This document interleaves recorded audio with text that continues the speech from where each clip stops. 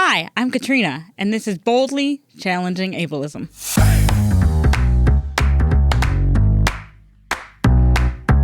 I'm your host, Katrina Simons. I'm the Community Program Specialist at the Institute on Community Integration at the University of Minnesota. This program explores various topics that impact people with disabilities in our community. Each episode addresses a different aspect of our society within the context of ableism. Ableism is the prejudice that stems from the belief or belief system that assumes someone is less capable or less worthy because of a real or perceived difference in ability or function. On this program, we hope to answer some questions you may have been afraid to ask, or maybe some you didn't even know you had. Thanks for joining us. I hope you enjoy the conversation.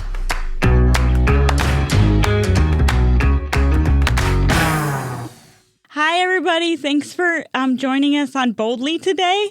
We're really excited because today we're going to talk about transition, which is a topic that is really exciting to me. I did an internship in it when I was in college. And we have Renata here today, who's been at ICI for 20 years, and we're just really happy to have her here. So thanks for coming. Thanks, Trina. It's great to be here with you. Okay, so you're here to talk to us about transition. But first, can you tell us a little bit about yourself and your role here at ICI?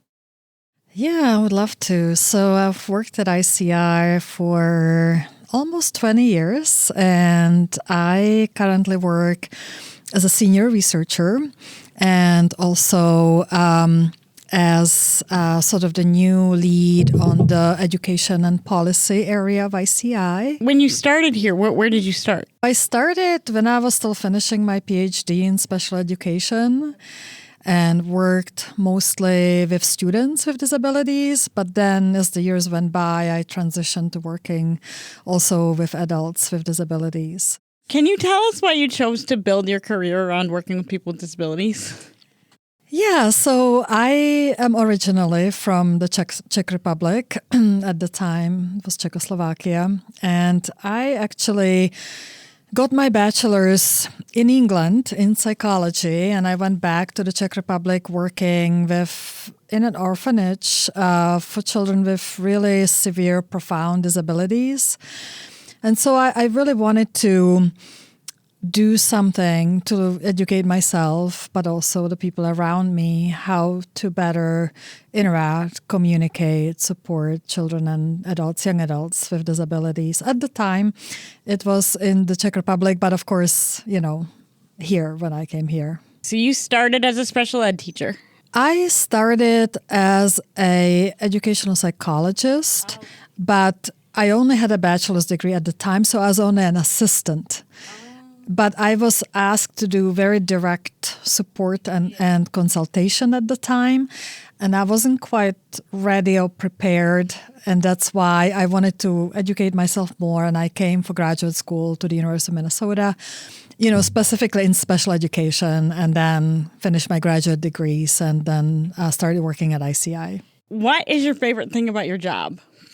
I love that at ICI, it is so interdisciplinary that, me coming out of special education, I can work with people, like yourself and others who are in social work and law and psychology, child development, and that's really exciting. I can also, coming out of special education, I also can do a lot of work with adults with disabilities and transition age in between. And so there's a lot of opportunity for creativity, innovation, and really working on issues that are currently relevant, be it in the community here or nationally, in my work also internationally. Do you prefer working with older youth and adults than you do with children, or are you good with any age? My preference has always been kind of upper middle school, high school, not little kids. And then when I came here, there was work to be done with adults, so I kind of transitioned to that area too. But my favorite area is the transition period between high school and adulthood. Like 18 to 30-ish? Maybe 16 to 30, yeah. Mm-hmm. Mm-hmm. And how did you know that was your favorite age group? Well, it's because at that age, there's just a lot that changes, that happens, a lot of questions that come up developmentally. So when I studied psychology, that was kind of an age group that was really interesting. And also because it's very challenging with services and supports and just generally, whether you have a disability or not, it's just an age that requires a lot of thinking and processing feelings and having to develop new friendships and just a lot going on. What is your transition-oriented work focused on, and what do you hope the outcome of the research will be? Part of my work and the team that I work with is focusing on a better coordination of the transition systems between healthcare, education, and vocational rehabilitation. But it's also creating some kind of a system, at least in Minnesota, where the different professionals can actually communicate about a young adult with a disability so that the family is not forced to go to so many different places to resolve issues across those sectors. So if you are not as familiar with the disability support sector, so usually in the in the pediatric range, we worry about where people are going to go to school and where they're going to get their medical care. And then as people with disabilities and significant needs from those disabilities sort of age, we think of it more as where you're going to work, where you're going to live, and where you're going to get your medical care. So it gets a little bit more complex because there's more systems involved. And then in addition, we have the Individuals with Disabilities Education Act, which actually mandates a degree of coordination that doesn't extend to adulthood. So that's what that coordination piece you're talking about, that's what that refers to then? Yes. And so it's really working in the ages 16 to 26. And you're right. So in the education law, it goes up to age 22, at least in Minnesota. But then once you, in Minnesota, get beyond the age of 22, then you can work with vocational rehabilitation. And then, of course, you still probably need healthcare, not probably, but most certainly. And the education system is no longer responsible. But the other thing I was going to say about the transition work is that a lot of the times we are so focusing on transition of the young adult to getting a job, right? Which makes sense because the person wants to work, make money, be meaningfully engaged. Transition to living perhaps more independently or living in a different setting. But a lot of the work that we do in transition is actually a little bit more basic, realizing that a lot of the young adults with disabilities, as anybody else, really just want to feel comfortable, in the life that they live. So meaning they're not always stressed out. They've got ways to relax, have friends, participate in leisure activities, and trying to really incorporate just the normal way of feeling good about yourself into the life of a teenager and beyond, right? So everybody can probably use that. Yeah. So that's a lot of the work. We are trying to remind the systems that it's not just about entering another system. It's really about just feeling good about yourself. So in childhood, I feel like we're really good about using people's strengths and talking about like family-centered care and family-centered stuff and like you having the family help the person. And in adulthood, I feel like it's more all about like how much we cost. And I think that conversation needs to change. Yeah, there's a lot of that. There's a lot how you're going to contribute to society. And that's important. But also it's about, are you feeling well enough, and happy enough to contribute to society? Right. What is something that you want people outside the disability community to know about the transition age range? The child in the transition age group usually has very similar thoughts, very similar feelings. And so something we just talked about, that everybody is thinking about having something meaningful to do. So be it a job, being volunteering, but also participating with their friends. And having friends and having the opportunity to choose their friends. Yeah, not always being stressed out, filling out all these applications for jobs all the time, filling out applications for disability social security. It's really just also being part of the community. If you go to the store, if you go to the Y, just having a regular interaction with people who are there, whether we have a disability or not. One of the things that I feel like I've noticed was people were so excited about encouraging choice when I was younger and when I was little and teaching me about that. And then when I became an adult, it was you can have the option that's the cheapest. And if there's choices in the cheapest area, then you can have something that costs the same price. But if there's only one choice that's the cheapest, you have to go with that choice. And I didn't sort of fully appreciate that. There's so much emphasis and money focused on child development and education. Once you turn 18 or 22, it's almost like, okay, now you're an adult. In the adult system, you figure it out. There is not this creating a comfort zone and all these supports and materials and curricula. Suddenly there's like this hole of trying to figure it out. So yeah, I mean, the comment about selecting among cheapest options and the lowest cost, certainly I've seen that. And all of a sudden you're supposed to understand that the cheapest cost is the right way to go. And you were not supposed to understand that a year before when you were in the pediatric system. Yeah, and then it kind of changes again, right? In the senior age. Yeah. When you're adult in a senior age group, then I hear quite a bit that then you're getting additional supports once you turn, say, 65. But that age between 22 and 65, that's like most of your life.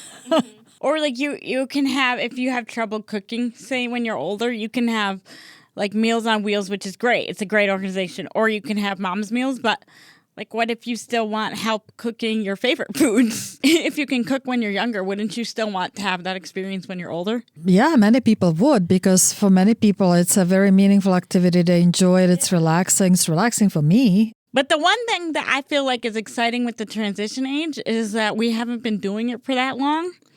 And so there's a lot to still kind of figure out. Yeah. In the U.S., the approach to transition, specifically for young adults with disabilities, is very specific. And it's one of the very few countries in the world that has transition written into an education law. Yep.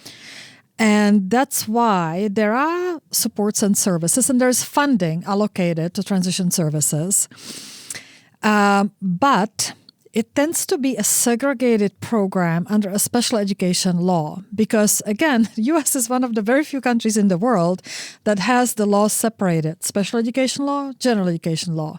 And so the transition, while it has its merits, also tends to be one of the most segregated aspects of education in the U.S. Which is weird because we talk about inclusion all the way up to that. We do. And yet, I'm not saying every single school district, but many districts have a sort of a building that's called a transition program that is just for people with disabilities, right? And so I mean, I don't want to go as far as, calling it the I word, but oftentimes that's sort of what it feels like. Yeah. I remember when I was in high school, I had a very obvious disability and I needed supports for that disability, but I almost had to prove that even though I needed supports, I could stay with the kids without disabilities because the other option was they had rooms specifically for the people that needed supports.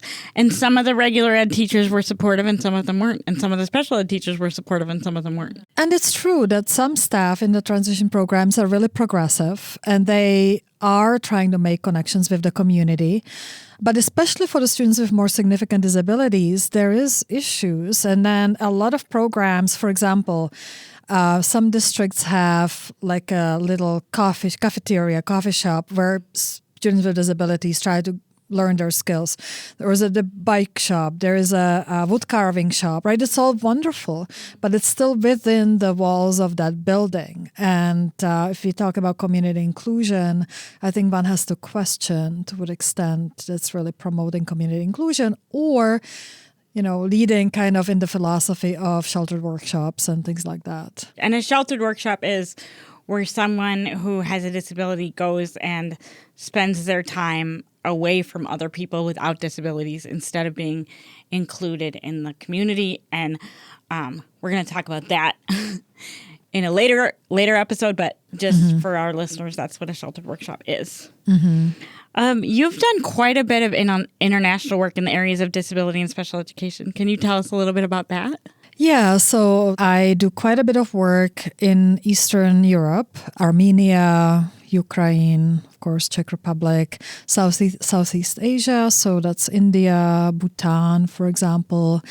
And what I love about international work is that, apart from sharing knowledge and curricula and having dialogue with teachers and parents, young adults with disabilities there, it really has shaped my work at ICI.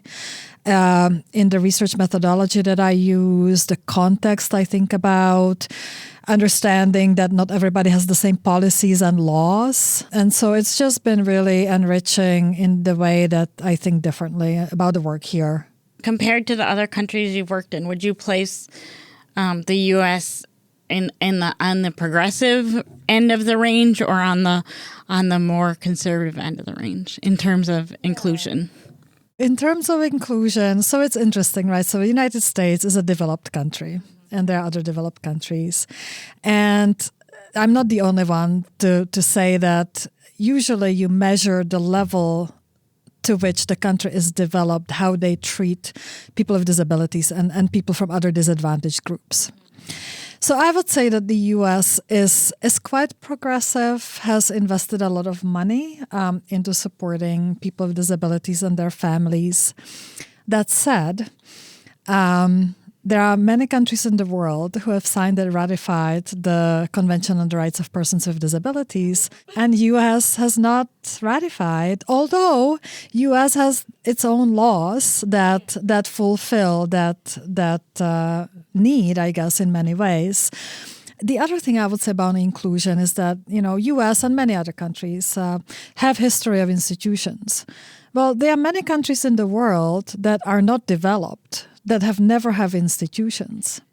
And so there are some aspects of countries that are not as developed that actually have in many ways a more meaningful level of inclusion than what we have in the many parts of the US. But do they not have institutions because they can't afford them? Because my dad goes to, he does some outreach work in Central America, and they don't have institutions either, but they just leave their people with disabilities in the closet sometimes because they can't get them out in the community. There is that. And sometimes it is lack of finances because they didn't have the money to even think about and build these institutions. Right. But there are also countries that are not developed who have built the institutions for the reason of, hiding people away from the rest of society. I mean, that's not to say, you gave the South American example, I can give an example from India where they also are kept in closets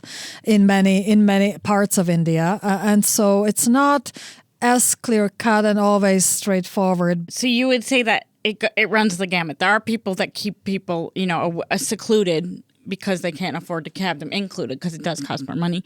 But there are also people who could afford it and do not include. Yeah, and also, there are countries who there is more of a family and community spirit, perhaps because it's not so industrialized, where naturally they are part of the village sort of activities during the day or on the weekend, or they're part of various religious rituals. They are part of other happenings, festivals, and they don't have to come with staff or, with paid supports. They're just coming there with their family. Nobody even thinks about them as being part of a different support system.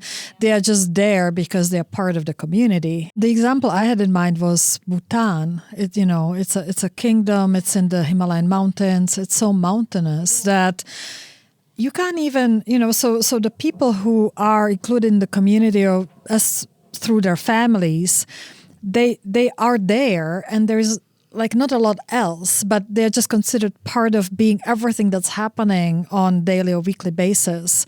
That because there's no institutions, there's often no school, and so back to kind of the idea of inclusion, while they may not be getting the support somebody in the US would be getting, which is great, but there are other alternative means, for them to be included. So I knew this person when he was in high school, and he had Duchenne's muscular dystrophy, which is a condition where you, by the time you're sort of a teenager, you're using a wheelchair, and then it's progressive.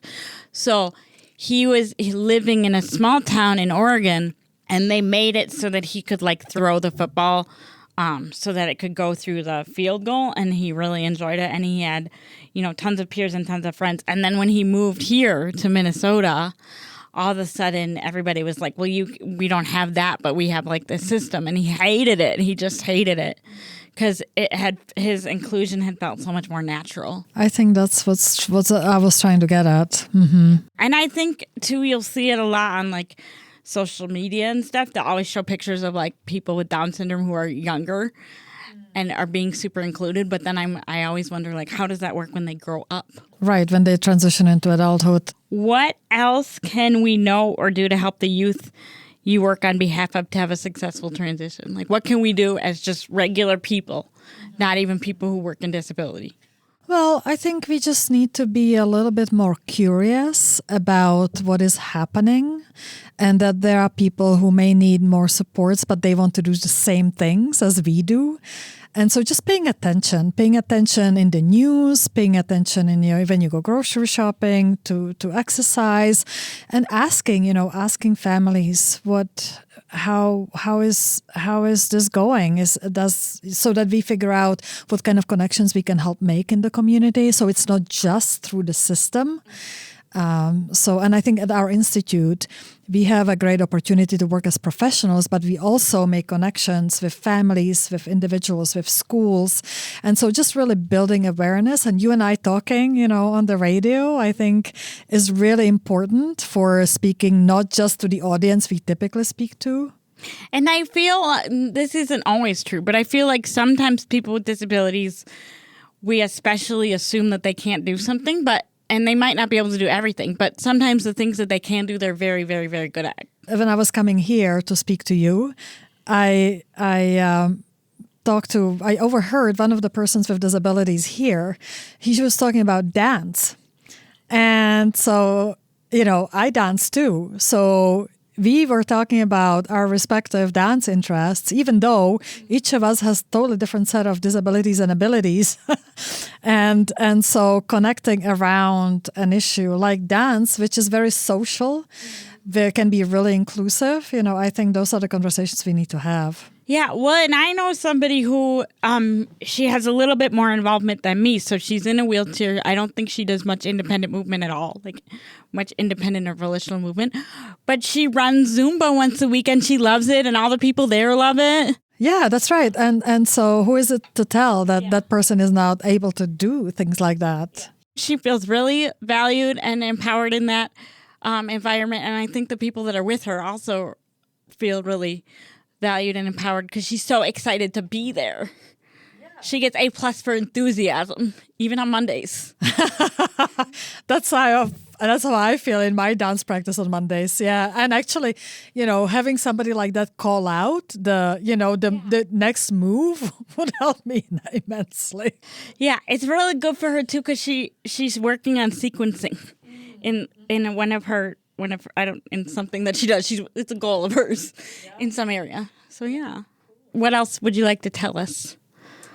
Either about transition or about people with disabilities or about anything else you want. I think, I just want to maybe emphasize and elaborate on the concept of, the having services and supports and financing for those services in place is really critical. And I think U.S. does a great job at that and can be an example for many countries. But I just came back from Cuba, and there, of course, there's a lot of poverty and there's a lot of issues with government. But there is a level of humanity that happens between... In Cuba? Yeah, that's just an example. Okay. Yeah.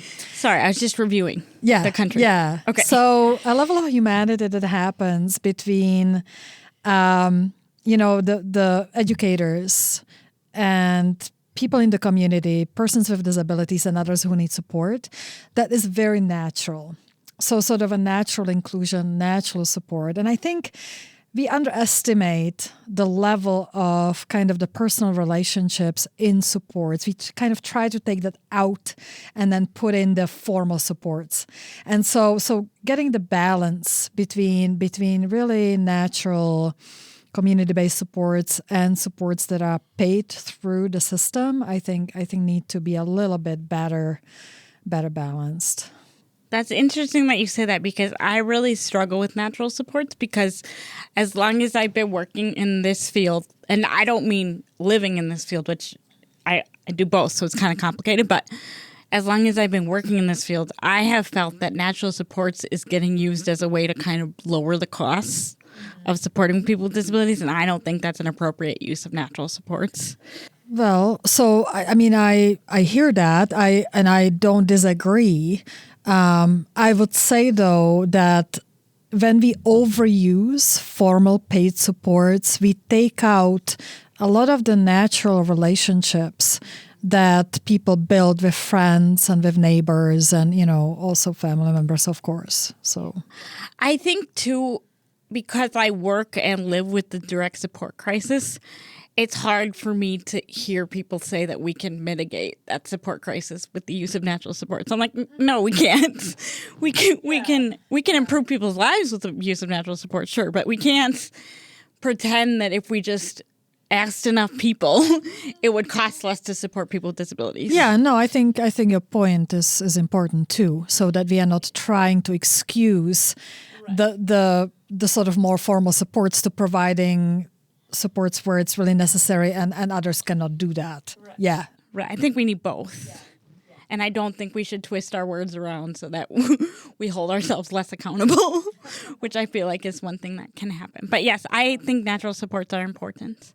I live like a block away from one sister and 2 blocks away from another sister, and they provide me with a lot of natural supports, and that works beautifully. Because I do all the Costco shopping for them, and I do all the grocery delivery. So then it's, I mean, it's not really equal because I take a lot of their time, but we feel it works for us. Yeah, and that's what matters. So that it works for everybody, and everybody feels like they are interacting in a way that feels comfortable. Yeah, not that one person is like the only example, but natural supports can certainly work. Mm-hmm. Okay, well, thank you for coming. And thank you for the work that you do. It's really exciting, and I hope it gets easier, but I don't know if it will. Thank you for coming. Boldly Challenging Ableism is a co-production of AM 950, the progressive voice of Minnesota, and the Institute on Community Integration at the University of Minnesota. For more information, please visit ici.umn.edu.